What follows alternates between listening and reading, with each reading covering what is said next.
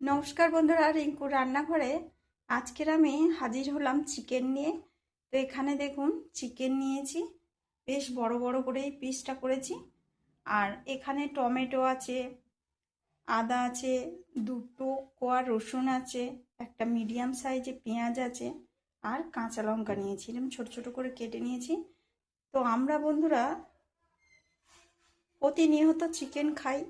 তো চিকেনের মধ্যে এত আমরা মশলা দেই যে আমাদের শরীর খারাপ হয়ে যায়। পরের দিনে দেখবেন খাওয়ার পর শরীরটা অসুস্থ। তো সুস্থ থাকার জন্য আজকের আমি এই রেসিপিটা করব। তো শুরু থেকে অবশ্যই দেখুন শেষ পর্যন্ত, আশা করছি ভালো লাগবে। কড়াই তেল দিয়ে দিয়েছি, তেলের মধ্যে আমি আলুটা ভেজে নেব। আলু ভাজা তেলের মধ্যেই দিয়ে দিলাম পেঁয়াজ,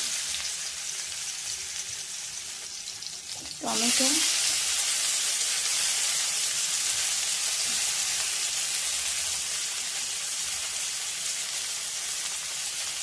কাঁচা লঙ্কা, আদা রসুনের পেস্ট,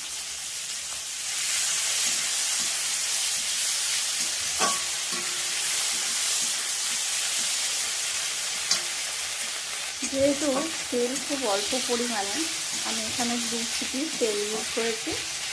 তো সেই জন্য খুব হালকা আঁচে রান্নাটা করতে হবে।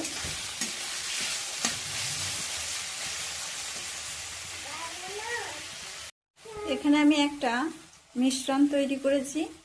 তো হলুদ গুঁড়ো দিয়েছি আর স্বাদ মতো লবণ দিয়েছি, এর মধ্যে দিয়ে দিলাম।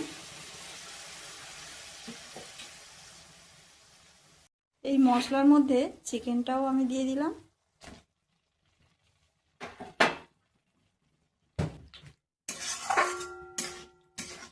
হালকা আঁচে ঢাকনা দিয়ে দিয়ে আমি চিকেনটাকে কষবো। চিকেনটা কষতে কষতে এর মধ্যে আমি একটু গাজর আর পেঁপে দিয়ে দিলাম।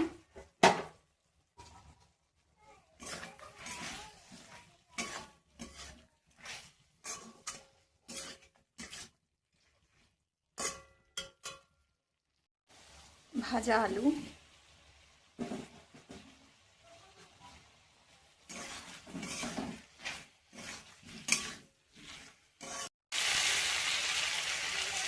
জল,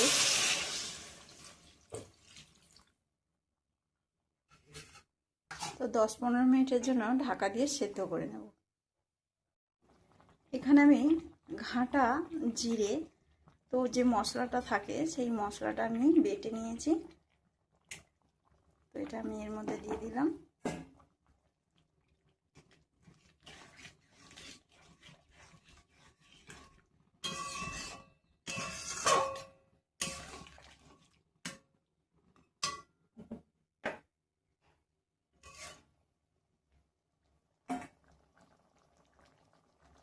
দেখুন বন্ধুরা, সুস্থ থাকার জন্য এই রান্নাটা তো আমার হয়ে গিয়েছে।